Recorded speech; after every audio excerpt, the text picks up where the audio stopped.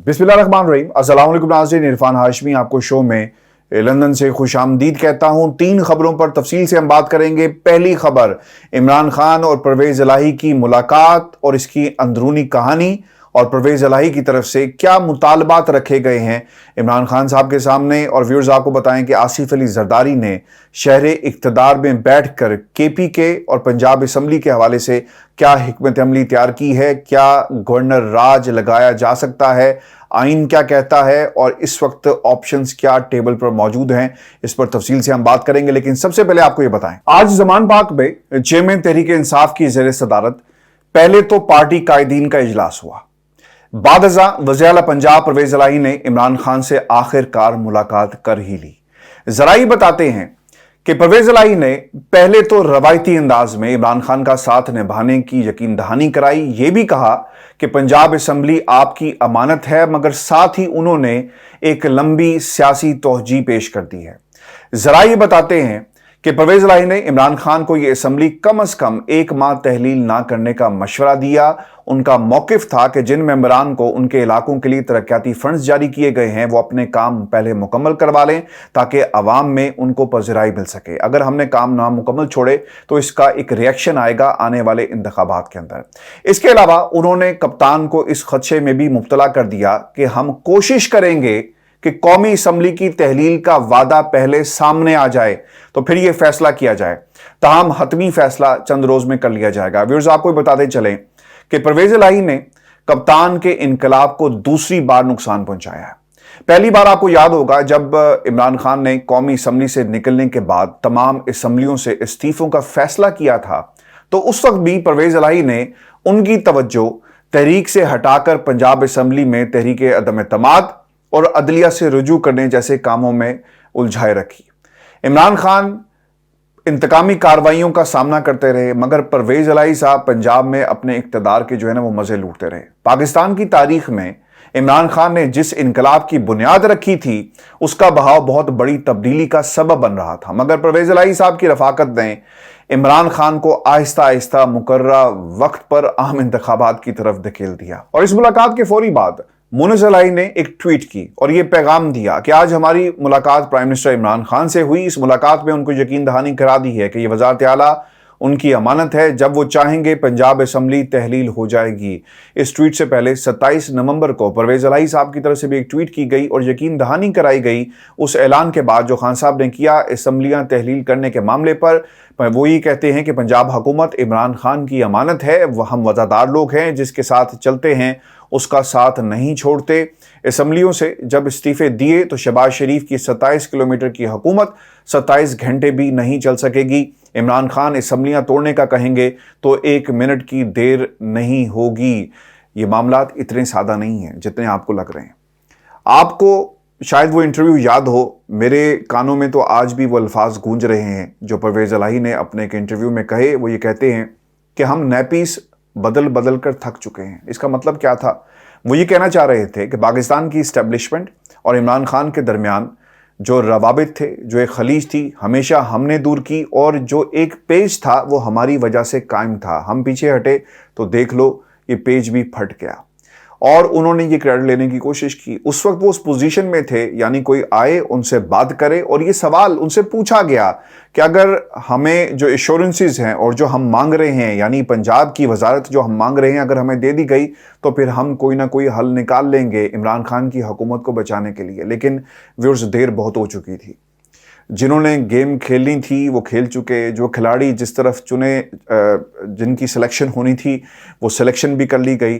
और उस वक्त मुनज़्ज़र इलाही ने, आपको वो याद होगा सीन कि गाड़ियाँ किस तरह बनिंगाला में दाखिल हुई और फिर वो मुलाकात, और फिर किस तरह जब इनकी बात मान ली गई कि हम आपको पंजाब की वजारत दे देंगे, आपने हमारा साथ जो है वो नहीं छोड़ना। तो व्हीलर डीलर लोग हैं, इस हाथ दो और उस हाथ लो की ये सियासत करते हैं। तो हम और आप ये किस तरह मान ले कि चीज़ें इतनी सादा हैं? मैंने कुछ खोज लगाई और जानने की कोशिश की कि ऐसा नहीं हो सकता कि परवेज़ इलाही साहब यहाँ से जाएं और कहें यकीन दहानी करा कर आ जाएं। अरे आपने तो कहा था कि फौरी हम असम्बलियाँ तोड़ देंगे, आज तो 3 रोज़ गुजर गए और फिर आप 1 महीने का ये जो लॉलीपॉप जो है वो देकर आए हैं। वो क्यों देकर आए हैं? हो क्या रहा है पसे पर्दा? आपको व्यूअर्स बताएं کہ پرویز الہی صاحب نے فیوچر کی کچھ بات کی ہے. پرویز الہی صاحب کچھ گارنٹیز چاہ رہے ہیں. وہی جاننا چاہتے ہیں کہ کل کو پاکستان تحریک انصاف پاکستان مسلم لیگ کاف کے ساتھ کیا سلوک کرے گی, پنجاب کے اندر کس قسم کا الائنس بنایا جائے گا. اسمبلی تحلیل کر دی گئی تو پھر آپ کو ہماری ضرورت نہیں رہے گی, پھر ہمارا یہ رشتہ ختم ہو جائے گا, یا پھر ہم ایک نئے ساتھی کی تلاش میں کہیں اور یا کسی اور در پہ جا کر بیٹھ جائیں یا کوئی اور دروازہ کھٹکھٹائیں. کیونکہ یاد رکھیے گا اس پوری سچویشن کو آصف علی زرداری صاحب آبزرو کر رہے ہیں, اور آصف علی زرداری صاحب نے جو بیانات دی اس پر بھی میں آؤں گا, اور وہاں بھی اس حوالے سے بھی میرے پاس ایک خبر ہے جو میں آپ کے ساتھ شیئر کروں گا. تو پرویز الہی صاحب نے کچھ گارنٹیز مانگی. ان گارنٹیز کے اندر ایک معاملہ بہت ہی امپورٹنٹ ہے, اور وہ یہ کہہ رہے ہیں کہ کل کو جب پنجاب کے اندر آپ دوبارہ حکومت بنانے جائیں گے تو ہم سے آپ یہ وعدہ کریں کہ آپ ہمیں ہمارا ڈیو شیئر اس حکومت کے اندر دیں گے. اور میری اطلاعات کے مطابق مونس الہی کے لیے پنجاب کی وزارت اعلیٰ مانگی جا رہی ہے. یہ موقع ہے پرویز الہی کے لیے, ڈیلز کرتے ہیں نا, اور اگر یہ ڈیل اب بھی نہ کی گئی اور گارنٹیز نہ لی گئی تو فیوچر میں پاکستان تحریک انصاف ان کے ہاتھ نہیں آنی. اور یہ بات پرویز الہی اور مونس الہی بخوبی جانتے ہیں, اس لیے بار بار عمران خان صاحب کی طرف سے, ان کی جماعت کی طرف سے یہ کہا گیا کہ آپ کاف لیگ جو ہے اس کو ختم کریں اور آپ ہمارے ساتھ شامل ہو جائیں, کیونکہ چودھری شجاعت صاحب کہتے ہیں کہ پارٹی کا لیڈر میں ہوں, قائد میں ہوں, اور وہاں پر بھی یہ معاملات موجود ہیں, تو کیوں نہ مونس الہی کو پاکستان تحریک انصاف میں شامل کر لیا جائے. لیکن مونس الہی یعنی کہ جو فیملی ہے وہ اپنی چدراہٹ جو ہے وہ قائم رکھنا چاہتی ہے. اب پوری پاکستان تحریک انصاف, خان صاحب پنجاب کے اندر جو حکومت ہے وہ پرویز الہی صاحب کی ہے, انہیں منسٹر آپ نے بنا دیا, وزارت انہیں دے دی, تو اب وہ کر کیا رہے ہیں؟ وہ یہ کر یہ رہے ہیں کہ وہ ایک ڈیل کی تلاش میں ہیں, اور اسی لیے وہ جا کر ملے, اور یہ ایک مہینے کی جو ہے وہ بات جان بوجھ کر کہی جا رہی ہے. اور سب سے اہم سوال یہ ہے کہ پاکستان کی اسٹیبلشمنٹ کیا سوچ رہی ہے. پرویز الہی صاحب, چودھری شجاعت صاحب جنہوں نے ہمیشہ اسٹیبلشمنٹ کی سیاست کی, کس اشارے کے منتظر ہیں, اور دوسری طرف عمران خان صاحب کے پاس اب جا کر مزید وقت مانگتے ہیں اور واپس آ جاتے ہیں. یہ ایک انتہائی اہم نقطہ ہے. ویورز آپ کو بتاتے چلیں, فوجی قیادت کی تمام تر توجہ جب سے طالبان نے جو سیز فائر ختم کرنے کا اعلان کیا اور پھر حملوں کی دھمکی بھی دی اس طرف لگی ہوئی ہے. اور پھر یہ بھی یاد رکھیں فوجی قیادت جو موجودہ ہے اور اس سے پہلے جس کا اعلان کیا گیا کہ ہم نے فوج کو سیاست سے پاک کر دیا, اس نیریٹو کے اوپر بھی کھڑا رہنا ہے. اور اب کس طرح سے پیغام آئے گا, کون پیغام لے کر آئے گا, اور کیا کوئی اشارہ آئے گا بھی نہیں آئے گا, پرویز الہی صاحب جو ہیں وہ اس کا انتظار کر رہے ہیں. لیکن آپ کو بتا دیں کہ اس پوری سچویشن کے اندر آصف علی زرداری صاحب بہت قریب سے آبزرو کر رہے ہیں, اور کچھ ان کے بیانات سامنے بھی آئے ہیں. وہ یہ کہتے ہیں کہ پہلے آپشن میں پنجاب اسمبلی کام کرتی رہے گی, دوسرے آپشن میں اس صوبے میں الیکشن ہوا تو کارڈز عمران خان کے پاس نہیں ہوں گے, تمام کارڈز ہمارے پاس ہوں گے. اور انہوں نے اشارہ دے دیا کہ پرویز الہی سے مستقبل میں سیاسی پارٹنرشپ ہو سکتی ہے. ویورز یہ بہت ہی اہم ڈیولپمنٹس ہیں. اس سچویشن کے اندر پرویز الہی صاحب اپنے آپشنز جو ہیں وہ اوپن رکھ کر کھیل رہے ہیں کہ اسٹیبلشمنٹ کیا سوچتی ہے, مہینہ لیتے ہیں ان سے, اور جو اشارہ آئے گا پھر اس حساب سے ہم کام کریں گے. اور پھر دوسری طرف اگر پاکستان تحریک انصاف سے معاملات آگے نہیں بڑھتے اور جو ہماری گارنٹیز ہیں, جو ہمارے مطالبات ہیں, اسے تسلیم نہیں کیا جاتا, تو پھر بھائی ہمارے پاس دوسرا آپشن موجود ہے, اور وہ ہے آصف علی زرداری صاحب کا. اور ہم جا کر انہیں یہ کہیں گے کہ ماضی میں جو کچھ ہوا اسے تلخیوں کو بھلا دیتے ہیں, ہم وزادار لوگ ہیں, آپ ہمارے گھر چل کر آئے, تو لہٰذا دوبارہ سے اس سفر کا آغاز کرتے ہیں. اور آصف علی زرداری صاحب سیاست کریں گے, پنجاب میں لوگوں کو بٹھائیں گے, کھڑا کریں گے, اور پھر کیا ہوگا جب تحریک عدم اعتماد لائی جائے گی. اور یہ بھی عین ممکن ہے کہ جب کہا یہ جائے کہ جا کر آپ اس اسمبلی سے اعتماد کا ووٹ لیں, تو آپ نے جو نمبرز پورے کرنے ہیں ان نمبرز کو پورا کرنے کے لیے کچھ لوگوں کو اسمبلی آنے سے روک دیا جائے. تو آصف علی زرداری صاحب جو ہیں ایک سیاسی پارٹنرشپ کی تلاش میں ہیں, اور پنجاب کے اندر جو وعدہ انہوں نے شہباز شریف سے کیا ہے اس کی تکمیل کے لیے پرویز الہی صاحب کو استعمال کیا جا سکتا ہے. اور پھر آپ کو یہ بھی بتائیں کہ اس ملاقات کے فوری بعد پرویز الہی صاحب اسلام آباد پہنچ گئے. اسلام آباد کیوں پہنچے ہیں؟ آصف علی زرداری صاحب سے ملیں گے, یا پھر کچھ لوگوں سے ملاقات ہوگی اور خان صاحب کا سارا پلان جو ہے ان کو بتایا جائے گا, آپشنز ڈسکس کیے جائیں گے.